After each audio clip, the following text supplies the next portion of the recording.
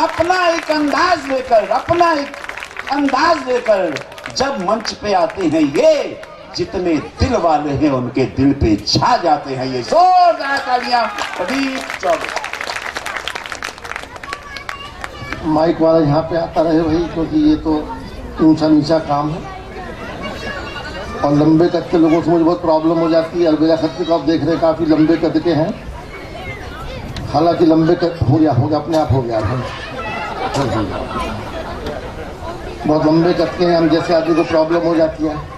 हालांकि लंबे कद के लोग भला क्या तीर मार रहे हैं। मुझे याद है कि एक बहुत लंबा आदमी बाजार में सब्जी खरीदने के लिए गया, दुकानदार से बोला कि नींबू क्या भाव दिए? दुकानदार बोला बैठ के देख संतरे हैं।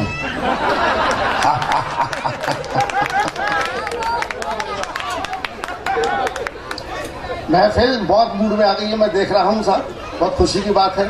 शुरू में डिस्टर्बेंस था, बच्चे थे, ये थे, वो थे, और हमारे मित्र ने बहुत, शुक्ला जी ने माहौल बनाने का पूरा प्रयास किया, सफलता प्राप्त की। आपने ताली बजाने का मनोबल बढ़ाया। उसके बाद में हमारे मित्र, इसने देखी भी आपने हरियाणा का था, योगेंद्र मौर्य, क्या बढ़िया बात कह दी, बहुत जोरदार कर दी। आप लोगों ने इसको उठा दिया और कविता तक आप लोग आ गए हंसी के साथ साथ, ये खुशी की बात है। वाह वाह वाह वाह वाह। और मैंने ये तालियां बजवाने के लिए नहीं कहा है, मैं ऐसा करता भी नहीं हूँ। हमारे मंच के कवियों को बड़ी बुरी आदत पड़ गई है साहब। हर कार्यक्रम में जो संचालक होता है बार बार तालियां बजवाता है, कविता कम सुनवाता है, तालियां ज्यादा बजवाता है। क्या बात है। उसकी भी ड्यूटी बेचारी की, क्या करे। मैं कभी तालियों के लिए नहीं कहता। अलबेला खत्री एक बार तालियां खूब बजवा रहा था, मैंने पूछा अलबेला खत्री ताली क्यों बजवाता है? बोला चौबे जी तालियों से कॉन्फिडेंस आता है। मैंने कहा नहीं कॉन्फिडेंस हो तो तालियां अपने आप आती। क्या बात है, क्या बात है, वाह। तो देखो आगे की नहीं आगे। तो 200 तालियां तो बजानी पड़ती हैं, लेकिन मैं एक ऐसा कवि हूँ, विनम्र कवि हूँ, तो तालियों के लिए कभी कहता नहीं हूँ, क्योंकि मेरे पास में कॉन्फिडेंस है। तालियां कविता अच्छी लगे ताली बजाओ, नहीं हो तो कवि को बजाओ। आपको मजा दोनों में कैसे जाएगा? आप तो फिर भी संख्या में राणा साहब, आपकी सभा में होंगे शायद 300, 400, 500, 600 लोग। मैं तो वो अकेला कॉन्फिडेंस वाला कवि हूँ कि एक भी समझदार श्रोता सामने बैठा हो तो पूरी रात अकेले निकाल लेता हूँ। नहीं, विश्वास की बात है, बता देंगे आपको। अभी बरेली में प्रोग्राम था, वीपी सिंह साहब से पूछिए, इतने देश के बड़े लोकप्रिय कवि बैठे हैं बरेली उत्तर प्रदेश में। बहुत बड़ा पंडाल था, 60,000 आदमी पंडाल में था और 60 कवि मंच पर थे। उधर उतने ही होते, 60,000 आदमी पंडाल में, 60 कवि मंच पर। रात में 8 बजे शुरू होने वाले उस प्रोग्राम में जब मेरा नंबर आया तब सुबह के 4 बज रहे थे और पंडाल में केवल 2 लोग बचे थे, एक सुनने वाला, दूसरा सुनाने वाला। कोई और होता तो बेहोश हो जाता, लेकिन मैं तो कॉन्फिडेंस वाला हूँ। मैं न घबराया और मैंने एकमात्र उस श्रोता के सहारे अपना माहौल बनाया। मैंने उससे कहा कि आप जरूर मेरे लिए बैठे हैं। वो बोला नहीं चौबे जी, आपके बाद मेरा नंबर है।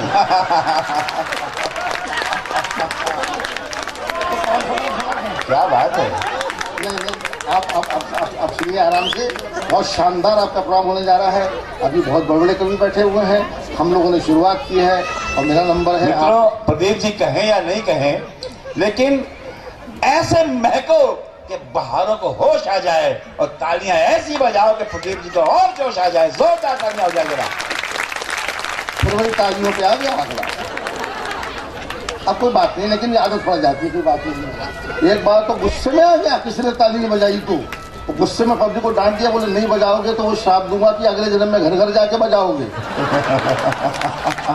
तो आप तो सुनो मन से, और इतने अच्छे कवि हैं कि आपकी तालियां अपने आप निकलेंगी। मैं जानता हूँ। अभी आज वीपी सिंह साहब को सुनेंगे और सरदार जी को सुनेंगे, हमारे मित्र को प्रताप फौजदार, जो आज आपका हीरो भी है, पूरे देश का हीरो है। सरदार भी कविता करते हैं, ये अच्छी बात है।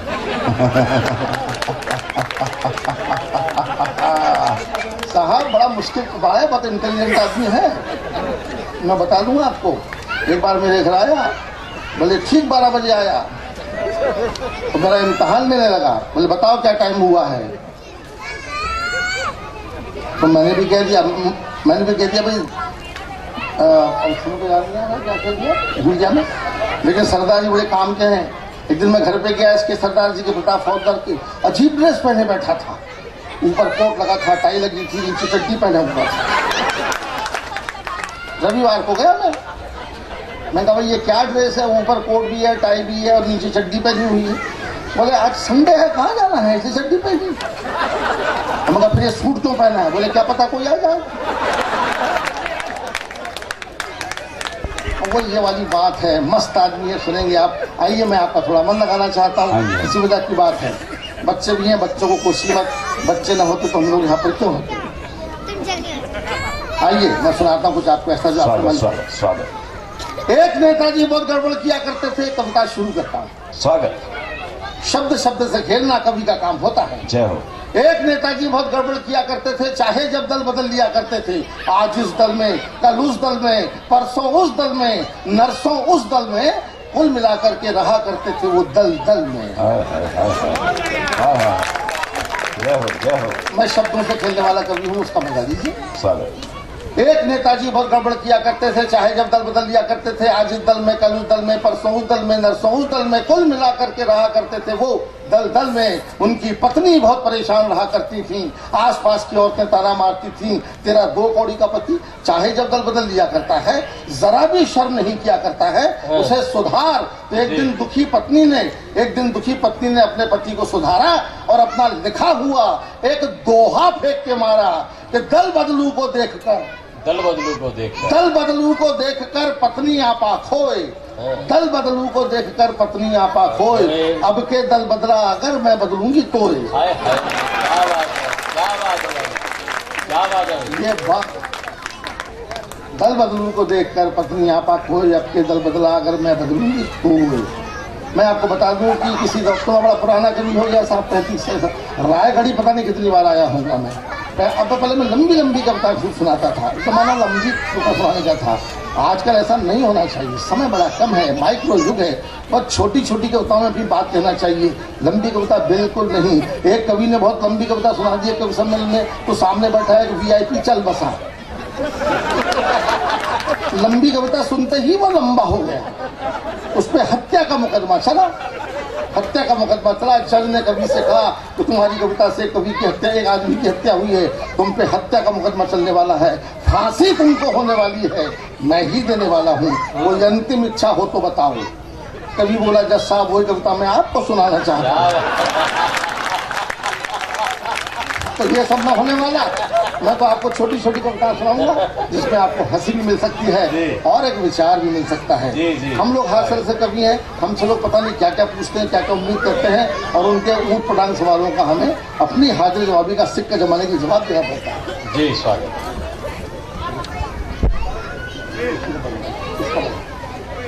मोबाइल बज रहा है अलबिला खत्री का। आइए सुनिए कि देखिए क्या होता है। एक चुनाव हारे उम्मीदवार ने हमसे पूछा, सुनिए, हमारे ग्वालियर के थे, चुनाव हार गए थे, बड़े कॉन्फिडेंस वाले नेता थे, हर बार चुनाव जीत जाते थे। पहली बार वो एक बार हार गए, क्योंकि पहली बार जनता को अकल आ गई, हार गया। इतना सदमा पहुंचा कि आत्महत्या को जानने लगा। पहली बार ठीक काम कर रहा था, लेकिन मैं मिल गया 20 बजे, प्रोग्राम पोस्टपोन कर दिया, और आत्महत्या को जाते जाते उसने मुझसे क्या पूछा और मैंने उससे क्या कहा आपकी तरफ से वो सुनो। एक चुनाव हारे उम्मीदवार ने हमसे पूछा, बताइए चौबे जी वोटों और जूतों में क्या फर्क है। जैसा मन का हाल था वैसी सवाल था। एक चुनाव हारे उम्मीदवार ने हमसे पूछा, बताइए चौबे जी वोटों और जूतों में क्या फर्क है। हमने कहा प्यारे लाल, वोट पड़ते हैं तो गिने जाते हैं।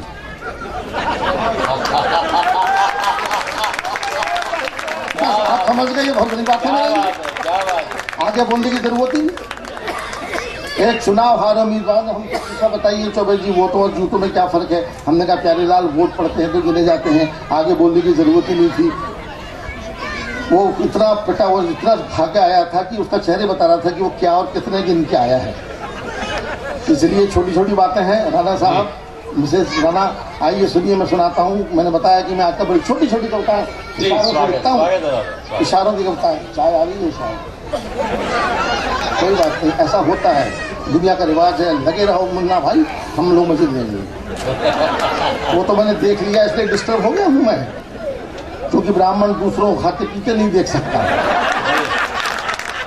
लेकिन कोई बात नहीं, कोई बात नहीं, पियो पियो भैया, मेरे लिए गिलास छोड़ देना, सूंघ के काम चला दूंगा। आइए, अगर बड़ा मौका लीजिए, मुझे तो सुनाने के लिए कहा गया है तो सुनाता हूँ। जी स्वागत है, स्वागत है। बिल्कुल नई कविता है, बच्चों के लिए, आप लोगों के लिए है। इशारे से बात करूंगा। साली ने जीजा से कहा, क्या बात। आप इशारा लीजिएगा। साली ने जीजा से कहा, जीजा जी मैं पास हो गई, मिठाई खिलाओ। साली ने जीजा से कहा कि जीजा जी मैं पास हो गई, मिठाई खिलाओ। जीजा जी मुस्कुरा के बोले, जरूर खिलाऊंगा, थोड़ी और पास हो जाओ। अगर बात अच्छी लगी हो तो आप मैं बता दूं कि हल्की बात नहीं होगी, हल्की फुल्की तो हो सकती है, हल्की बात नहीं होगी। साली में मजाक, जीजा में मजाक होता है। इशारे से बात कह दी तो अच्छी लगती। साली ने जीजा से कहा कि जीजा जी मैं पास हो गई, मिठाई खिलाओ। जीजा जी मुस्कुरा के बोले, जरूर खिलाऊंगा, थोड़ी और पास हो जाओ। और एक इशारे की गुप्ता सुनिए, मैं तो इशारे से बात करता हूँ, समझदार लोग बैठे हुए हैं, समझदार को इशारा काफी है। एक किताब में एक सुंदर औरत की तारीफ पढ़ रहा था जी। एक किताब में एक सुंदर औरत की तारीफ पढ़ रहा था। क्या सुंदरता थी, आधे घंटे तक मैं ही हंसता रहा। सुंदरता भी, सुन लीजिए, सुंदरता भी हंसा सकती है अगर वो हिंदुस्तान की हो। मजा लीजिए, किताब में लिखा हुआ था कि उस सुंदर औरत की दाईं आंख इतनी सुंदर थी कि बाईं आंख लगातार दाईं को देखती रहती थी। ऐसे आनंद लीजिए, मेरे तो आप छोटे से। उस सुंदर औरत की दाईं आंख इतनी सुंदर थी कि बाईं आंख लगातार दाईं को देखती रहती थी। बात करने का तरीका होता है। सुनिए प्रताप फौजदार जी, एक सीन मैंने देखा, मैं कविताएं क्या लिखूं, मैं तो दुनिया को सुनता रहता हूँ, देखता रहता हूँ। एक नौजवान लड़का लड़की बस स्टॉप पे बात कर रहे थे और आपस में हंस भी रहे थे। तो दूर खड़े हुए दो आदमी उसके बारे में क्या बात कर रहे हैं। दोनों हंस रहे हैं, मजाक कर रहे हैं, नौजवान है, लड़की भी नौजवान है, और दो लोग दूर खड़े खड़े बात कर रहे हैं। हिंदुस्तानी आदमी कुंठित होता है। तो एक आदमी ने दूसरे से कहा कि क्या वह युवक उस युवती का भाई है? क्या वह युवक? अब आप सुनना, क्या वह युवक उस युवती का भाई है? तो दूसरा बोला, नहीं, वो युवती उस युवक को भाई है। हाय हाय, क्या बात है दादा, वाह वाह वाह वाह। एक बात है, क्या वह युवक उस युवती का भाई है? दूसरा बोला, नहीं, वो युवती उस युवक को भाई है। तो ये वाली बातें आपको सुनाने के लिए मैं क्या बताऊं, बहुत सारी बातें मेरे पास में होती हैं जो आपको सुनाने के लिए होती हैं। छोटी छोटी बातें आप सभी जानते हैं कि हिंदुस्तानी स्त्रियां अपनी मां सिंदूर डालती हैं। मैं एक ऐसी पड़ोसिन बहन जी को जानता हूं जो हरे सिंदूर का प्रयोग करती हैं। क्या बात? हरा सिंदूर डालती है। एक दिन मैंने पूछ लिया, बहन जी आपने हरा सिंदूर क्यों डालती है? तो शर्मा के बोली, चौबे जी मेरे पति रेलवे ड्राइवर हैं। मेरे पति रेलवे ड्राइवर हैं, अगर मैं हरा सिंदूर न डालूं तो लाल झंडी देख करके गाड़ी दूसरे प्लेटफॉर्म पे नहीं चली जाए। क्या करें कि हिंदुस्तान में सब जगह ऐसी दिखता है। क्या बात है। ये छोटी छोटी बातें जो आपको सुनाने के लिए, समझाने के लिए, बच्चों के लिए कह दिया। बेचारे बच्चे कहाँ जाएं, लाने वाले तो हम ही लोग हैं, तो चले कहाँ जाए। इसलिए बच्चों को मत कोसिए। बच्चे बड़े शार्प होते हैं। किसी जमाने में बच्चे भोले भाले होते थे, आजकल केवल भाले होते। उनका भोलापन तो टेक्नोलॉजी ने छीन लिया, कंप्यूटर ने छीन लिया, और छोटी उम्र में बहुत बड़े हो गए बेचारे। उनका दोष नहीं है। किसी जमाने में भोले भाले होते थे। मास्टर आज भी भोंडे सवाल पूछता है, बच्चा जल्दी में है, कंप्यूटर युग का है, जल्दी बोल के निकल जाना चाहता है। आइए कुछ सीन आपको सुनाता हूँ, बच्चों के बीच में रहिए। जी स्वागत है। एक मास्टर ने क्लास में बच्चे से पूछा कि लालू ने चारा खाया, इसका फ्यूचर टेंस बनाओ। लालू ने चारा खाया, इसका फ्यूचर टेंस बनाओ। बच्चा फौरन बोला, अब लालू दूध देगा। कोई बात है उसने गलत कही तो बताइए। जरा चाय वाले को एक मिनट के लिए रोक दीजिए, मेरा ध्यान बार बार पीछे था तो ठीक था, अब आगे जा गया। संकट खड़ा कर रहा है मेरे लिए। याद रख दे, बाद में मैं खुद ही बांट दूंगा। आइए थोड़ा बच्चों मास्टर के बीच। राणा साहब क्या सकते, इतने संस्थान हो गए साहब, एजुकेशन को मार्केट बना दिया। बड़े बड़े संस्थान, बड़े बड़े विश्वविद्यालय गारंटी देते हैं प्लेसमेंट की, ये है वो है। एक नौजवान एक विश्वविद्यालय में खड़ा हुआ, एमबीए का फॉर्म भर रहा था। तो वहां खड़े चपरासी से उसने पूछा कि क्यों भैया ये विश्वविद्यालय बहुत बढ़िया है ना? तो चपरासी बोला कि हाँ बहुत बढ़िया है, हमने खुद यहाँ से एमबीए किया है। और जितने चपरासी देख रहे हो वो सब एमबीए हैं। एजुकेशन मतलब यह है गंभीरता की कि ज्ञान की गारंटी नहीं है, नौकरी आपको जरूरी है। ऐसी एजुकेशन हमारे किस काम की है? वही बच्चों की बात कर रहा था कि लालू ने चारा खाया, इसका फ्यूचर टर्न बनाओ। बच्चा फौरन बोला अब लालू दूध देगा। वो तो बच्चा अच्छे खानदान का था कि दूध ही दिलवाया, वरना आप तो जानते हैं कि चारे के बहुत सारे बाई प्रोडक्ट होते हैं। कहना यह चाहता हूँ, दोस्तों सुनिएगा, कहना यह चाहता हूँ कि बच्चों को छेड़ो मत। बच्चा बोल देगा तो आपकी पोल खोल देगा। एक बच्चा घर के बाहर बैठा रो रहा था। मैंने पूछा क्यों रो रहा है? बोला अंकल घर के अंदर माँ बाप में झगड़ा हो रहा है। मैंने कौन है तेरा बाप? बोले इसी बात पे हो रहा है। अब आप क्या कीजिए? बच्चे ने तो बोल दिया, अपना मुंह खोल दिया, आपको तोल दिया।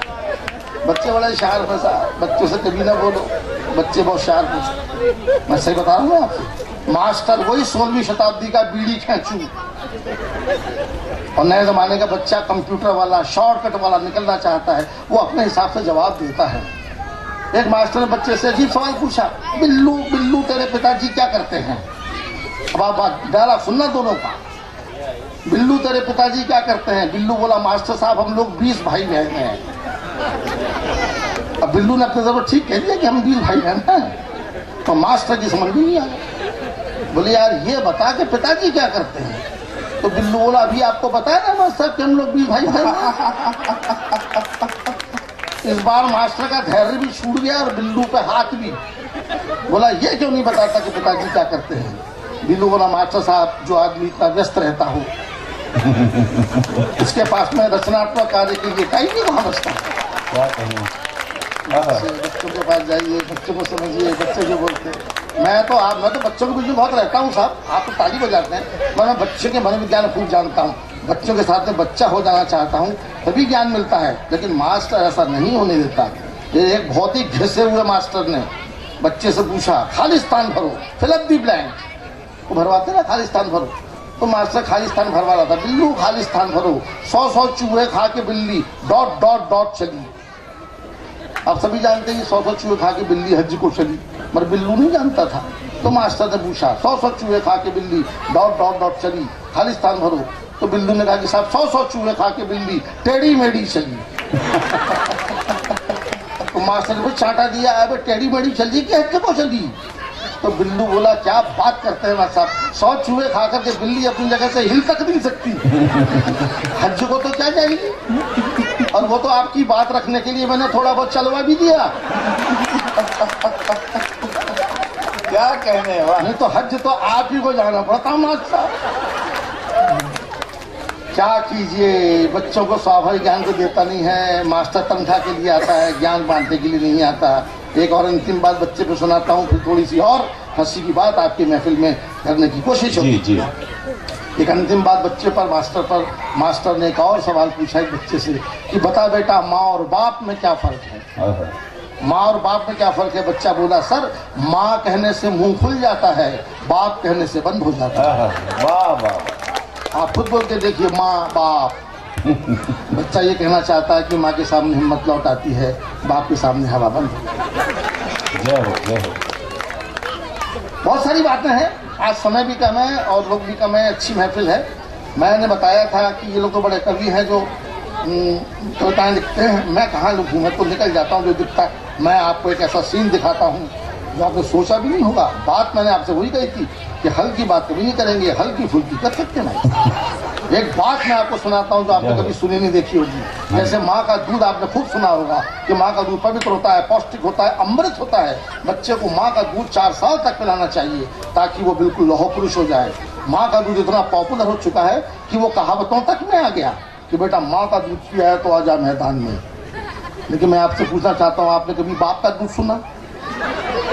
हंसी नहीं, मैंने सुना बल्कि देखा। ग्वालियर में हलवाई की दुकान पे खड़ा था मैं, बाप का दूध सुना मैंने। एक नौजवान आया और हलवाई से 2 लीटर दूध पी के बिना पेमेंट के भागने लगा। हलवाई ने 4 जूते दिए, तेरे बाप का दूध है?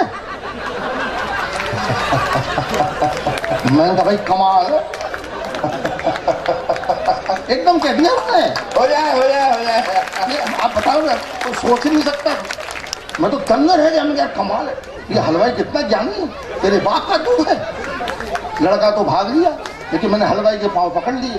बोले क्या बात है चौबे जी, मेरे पाँव क्यों पकड़ रहे हो? मैंने कहा आपको पता नहीं है कि बात में आपने मुझे क्या ज्ञान दिया? बोले क्या ज्ञान था? मैंने कहा माँ का दूध फ्री में मिलता है, ये तो मुझे पता था, लेकिन लेकिन बाप के दूध के साथ में 4 जूते भी खाने को मिलते हैं, ये मेरे को हाथ में लगा। जान चारों तरफ बिखरा पड़ा है लेकिन हमें मिलता नहीं। अब खाने की बात हुई है, चाय बढ़ गई है, तो मैं भी डिस्टर्ब हो रहा हूँ। और मानो उधर स्टॉल, वो तो अच्छा हुआ कि स्टॉल दिख नहीं रहा, वरना मैं तो गया था काम से। ब्राह्मण को अगर खाने का खाना आपके कान में बोल दो तो उतने में ढीला हो जाता है। किसी ब्राह्मण से जो आपका पड़ोसी हो, पंगा चल रहा हो राणा साहब, तो खत्म करने का तरीका मैं बताता हूँ। अगर किसी ब्राह्मण से, पड़ोसी से आपका पंगा चल रहा हो तो उसको खाना खाने के लिए बुला लो, वो आ ही जाएगा। आने के बाद में अपनी थाली लेके उसके सामने बैठ जाओ, उसको पानी की भी मत पूछो, आधे घंटे में निपट लेगा ब्राह्मण। और सीबीआई का बाप पता नहीं लगा सकता कि वो मरा कैसे।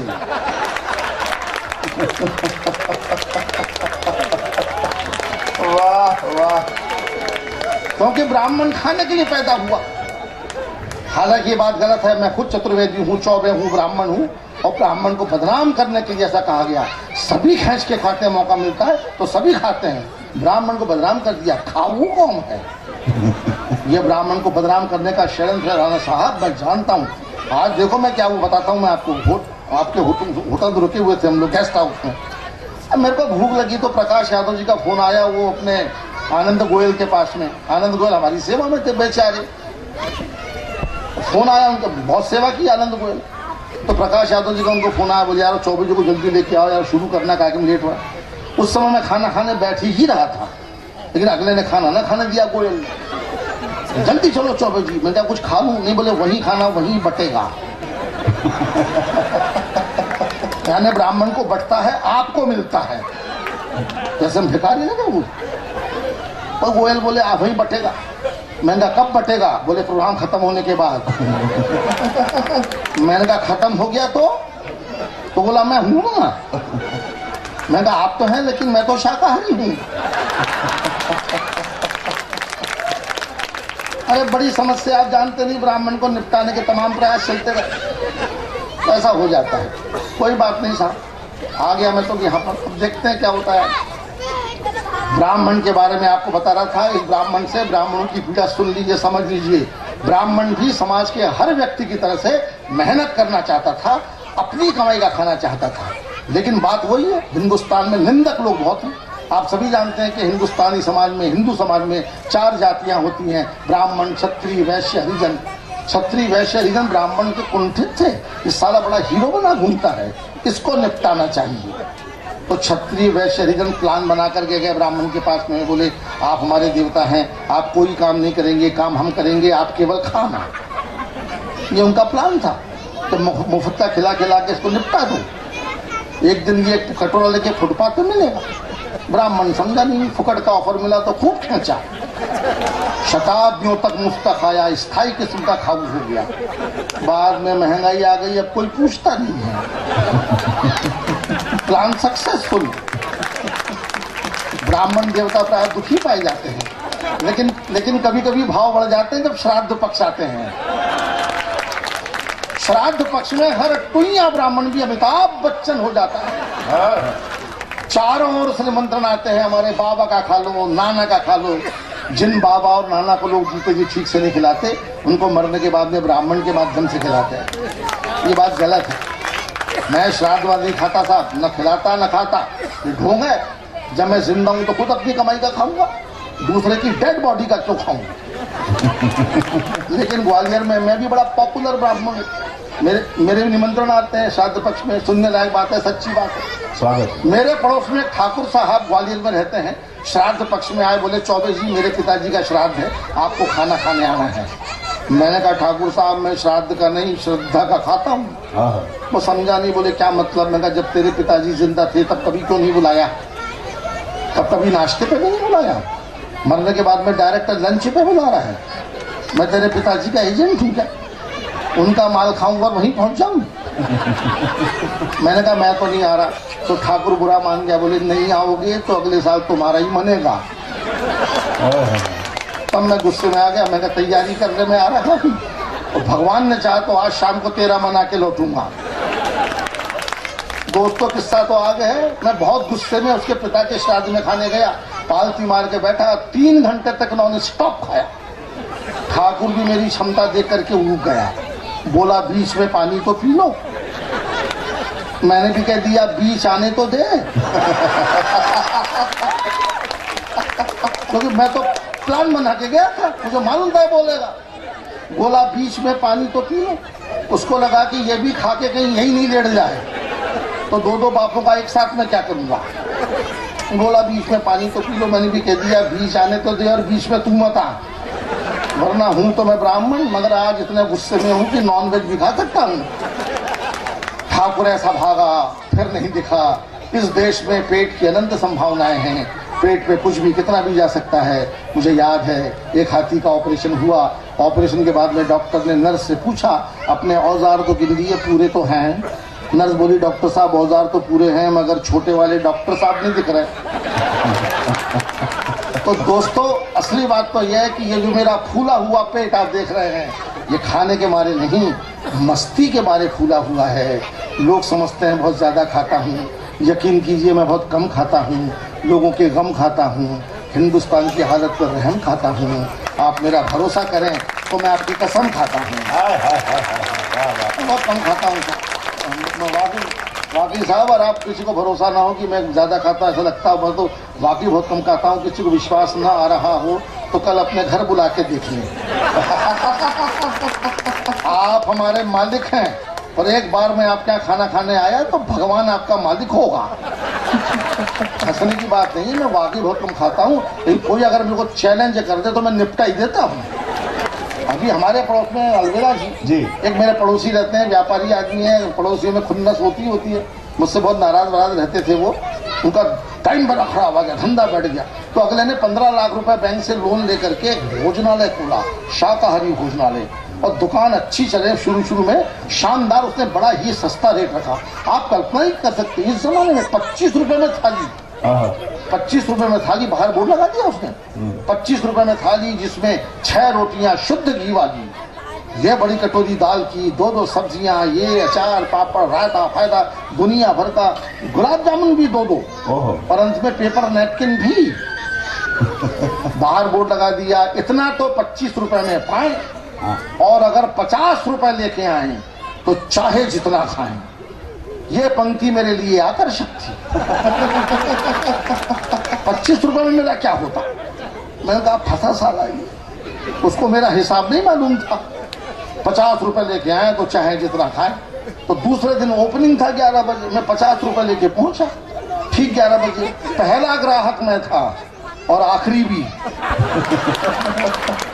सुबह 11 से शाम 8 तक मैंने किसी को घुसने नहीं दिया। वो आता कैसे? तवे से रोटी उतरी वो मेरे पास, पूरा मामला मैंने साफ कर दिया। खाना बनाने वालों तक ने भंडारे में खाया।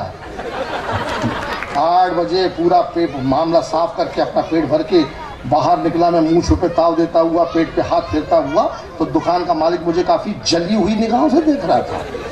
दूसरे दिन मैं फिर 50 रुपए लेके पहुंचा तो वहां एक बोर्ड लगा हुआ था, यहाँ केवल मनुष्यों को खाना खिलाया जाता है। एक ही दिन में ताले की हवा निकल गई, हम मेरी तो निकल ही गई। कई मुसीबतें हैं, आप हंसते हैं, लेकिन क्या करें कि खास तरह से कभी की यही मुसीबत। क्या बात। थोड़ा सा और आपके बीच में समय की कमी है, कम समय में जो ज्यादा बढ़िया सुना दे अच्छी बातें आ, तो फिर भी कम कवि हैं और कम श्रोता हैं, वरना हाँ। लेकिन साहब एक बार दिल्ली में प्रोग्राम हो रहा था, अलविदा खत्री संचालन कर रहा था, 50 कवि थे, आधे घंटे का टाइम। एक कवि को 2.5 मिनट, एक कवि 1 मिनट में 2.5 कवियों को पढ़ना था। आप भाग देखे देखो, 50 में आधे घंटे का, 1 मिनट में 2.5 बैठेंगे, 1 मिनट में 2.5 कवियों को पढ़ना था। मेरा नंबर 2.5वां था। अब जो कवि मंच पर जाए तो संचालक बोले समय कम है, समय कम है।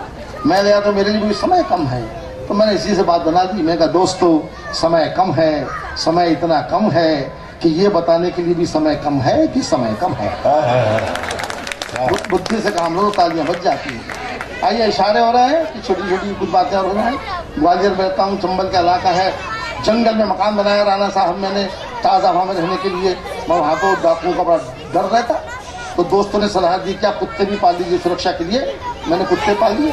उन दिनों में काफी मोटा था और मेरे घर में कुत्ता भी काफी मोटा था, तो मैंने गेट पे बोर्ड लगा दिया, मोटे कुत्ते से सावधान। अब हर आदमी मेरे को अतिरिक्त आदर की निगाह से देखने लगा। एक ने तो डायरेक्ट ही पूछ लिया, आप ही हैं क्या? तब मैं समझा गलती हो गई भैया, मैंने बोर्ड उतार दिया। सोचा समस्या गई, लेकिन समस्या नहीं गई और बढ़ गई।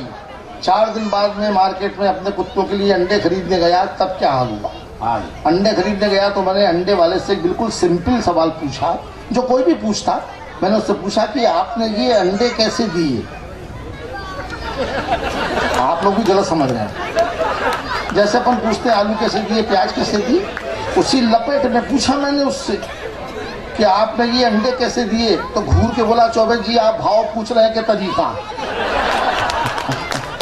मुझको देखती आदमी बिगड़ लेता। चौबे जी आप भाव पूछ रहे हैं कि तरीका? मैंने कहा यार भाव बता दे, तरीका तू जान, इंडस्ट्री तेरी है कि मेरी है? मुझसे मिलते ही लोगों का कैरेक्टर खराब होने लगता है। मेरा बेटा खराब अंडे खरीद लाया, वापस करने में गया, दुकान पे एक नौजवान बैठा था, तो मैंने उससे पूछ लिया कि अंडे आपने दिए थे?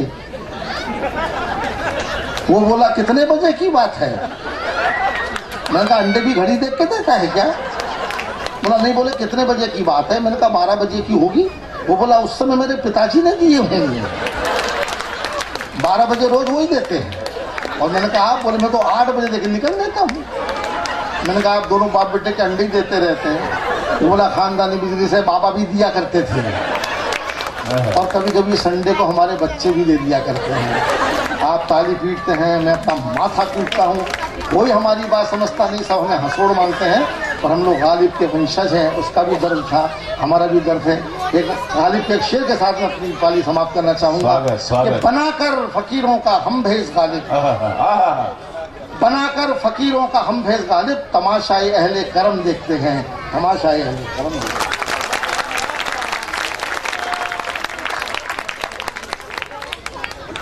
वंश मोर की कुछ आवाजें आ रही हैं, बहुत अच्छी बात है।